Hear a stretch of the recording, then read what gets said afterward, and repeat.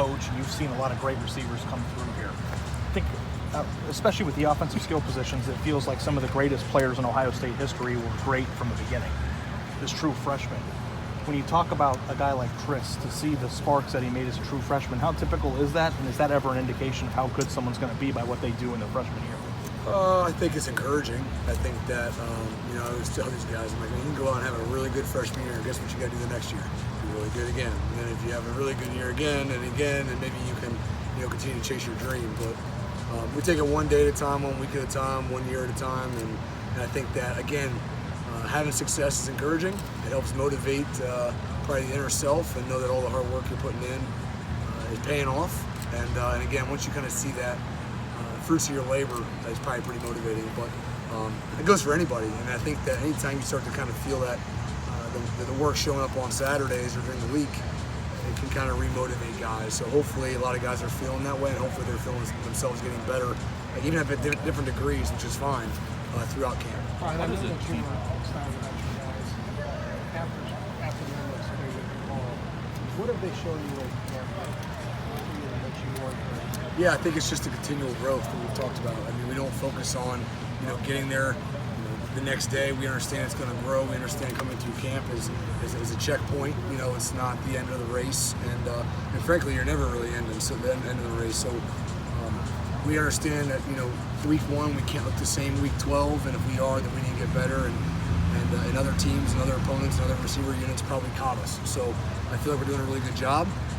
But we're only as good as our last practice, we're only as good as our last game, and we're never going to lose that mindset. Brian, what does it go 6 deep by now? How close are you to being 6 deep? I know I haven't sat down and thought about that yet. I'm sure I'm not the only person who's been helping with that decision, but I think that I feel really excited about the opportunity to probably have a good amount of guys playing on Saturdays.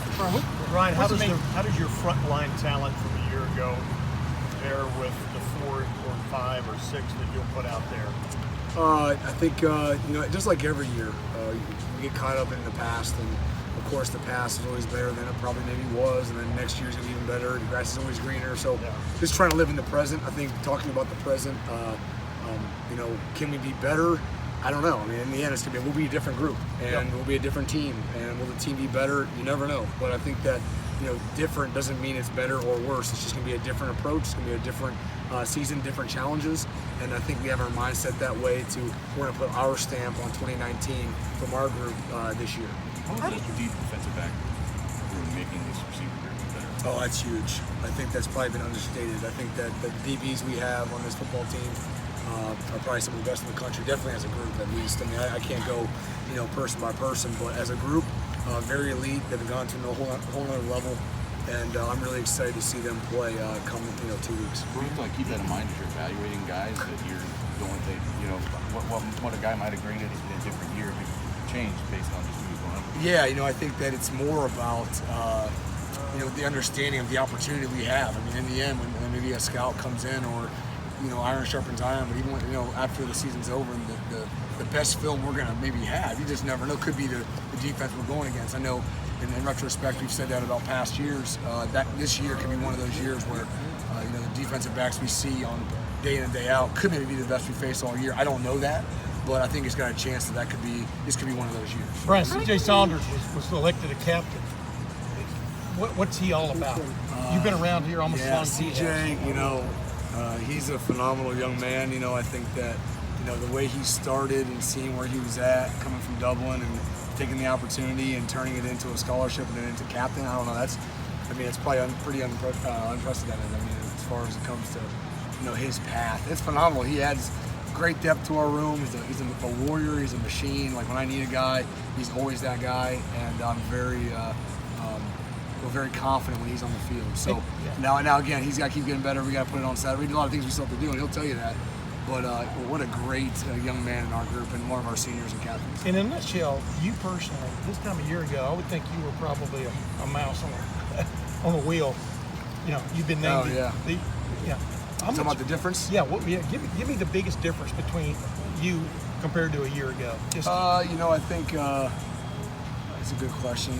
I would say that maybe a year ago, I was still playing catch up. I think I always kind of feel like I I'm playing catch up and I never, know enough or am doing enough. But I think last year might have been, maybe I don't want to say I've lost an edge. There's no edge lost, but definitely on pins and needles, probably a little more just being your first time than anything else. But again, I still feel like I'm not at a level where I want to be, and both for those players, the team, this university. So, I've always had a chip on my shoulder. I don't think I'm like that. Hey, Brian, you kind of talked in the spring about it seemed like you wanted to tap the brakes on the hype for Garrett.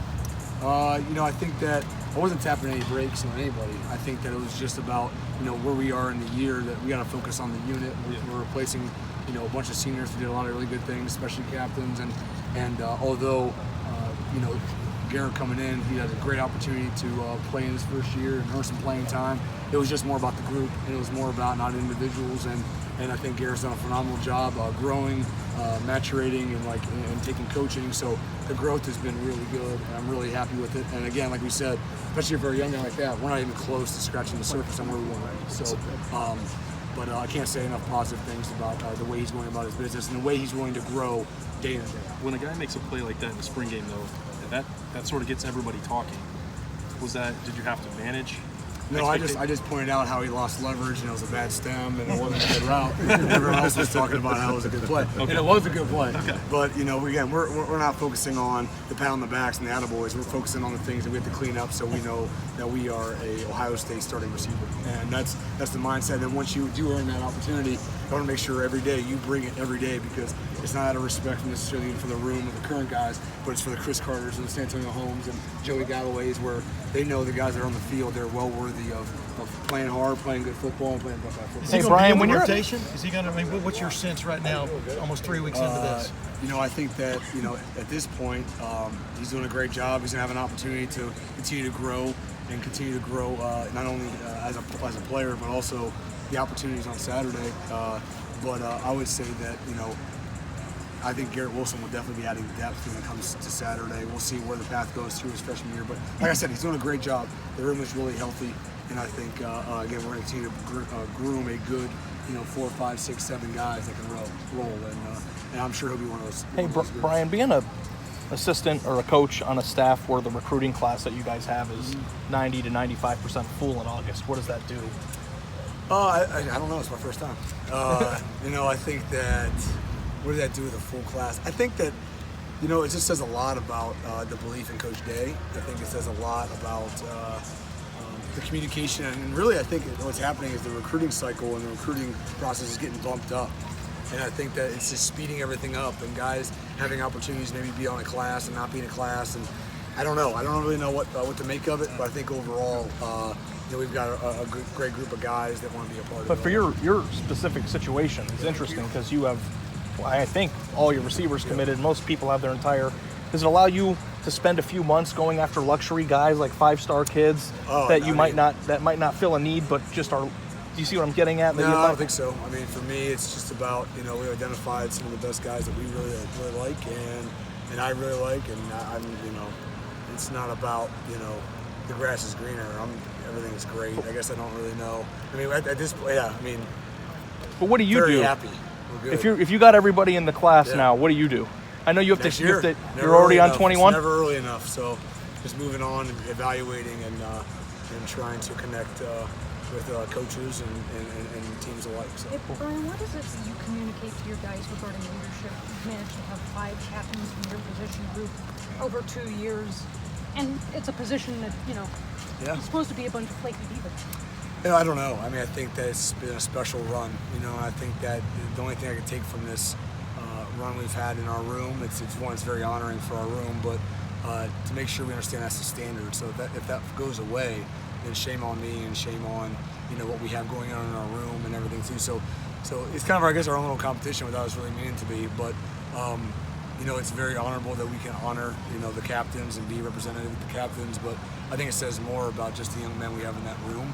And the young men, hopefully, we look forward to bringing in, year after year. So not to overstate it, but less than 2 or 3 captains next year will be a disappointment. I think there's an eligibility certain part to it all.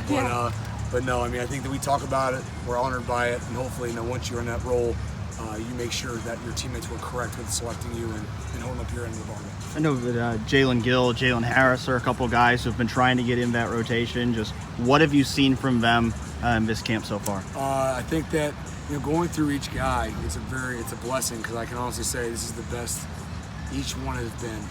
Every single person has grown, has gotten better.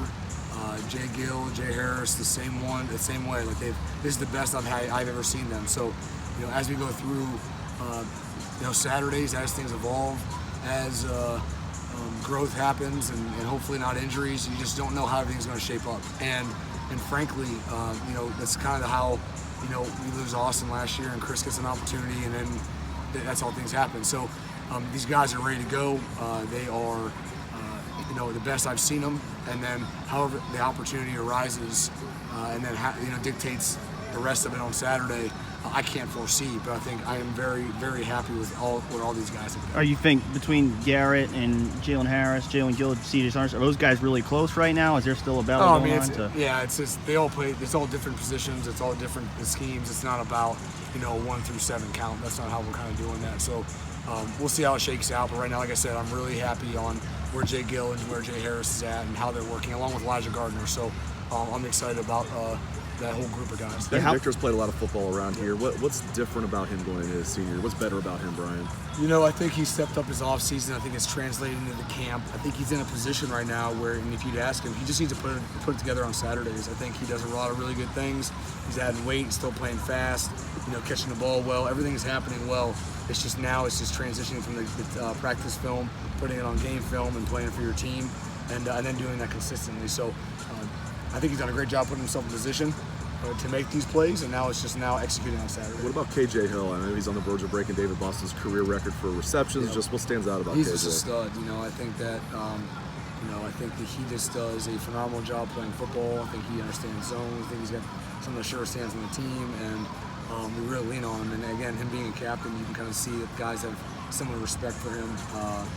He's a mainstay in our room, and I can't say enough about him. I think that he's a really good football player, and he's always in the right space. He attacks the football. He kicks with his hands. There's a lot of really good things. And as a blocker, he's improving, and today he had a really good day doing it. So I'm excited to see that growth, and then just putting it again on Saturday for the 3rd straight year. So he just is a really good football player. I know injuries are a touchy subject around here, but what can you tell us about Austin Mack? Do you expect to have him back relatively soon? So I'm not talking about injuries. Coach Day will handle all those. Right. But again, really encouraged with where the room's at. We talked to Coach Day a couple days ago, and he ran through Garrett's at X right now, working there, and who's where. When you've got Austin Mack and Chris Olave at Z, and you've got these different body types playing the same position, what kind of an advantage does that give you guys against defenses? Yeah, I think it's good. I think we got ourselves in position to, whether it be a certain block we may need with body types, or spatial awareness and how guys do different things, and if having different kind of skill sets. If you're a defense coordinator, kind of game planning for them, this guy only runs this kind of routes. This guy, I think it makes it a little more difficult. And I think that in the end, we do talk about having the best receivers on the field as much as possible and playing with diversity. But right now, I think that some guys are taking shape. Some guys are doing a really good job, and I think having multiple body styles or skill sets can really provide a difference for the defense. In what capacity is probably a better Jeff Hafley question, but I think we found it very beneficial. And then Garrett, what makes him? He doesn't seem like the prototypical X, in terms of his size. What makes you want to? What makes him capable of that? I think that in anywhere in your growth as a receiver, to kind of just put a tag on somebody and say he can only do this, kind of hinders the player. Obviously, Austin Mack, Terry McLaurin, some other guys aren't doing that. I'm trying to get guys, hey, you can do it all. At the next level, you got to play everything. If you're just a certain body type, you only do this, it's really hard, to last very long. So we kind of have that approach, and just feel like, young guys, whether it be Jameson or Garrett, you got to learn them all. Where you end up and where you end up being a mainstay, who knows? But conceptually learning the receiver position, conceptually learning the plays is the most beneficial.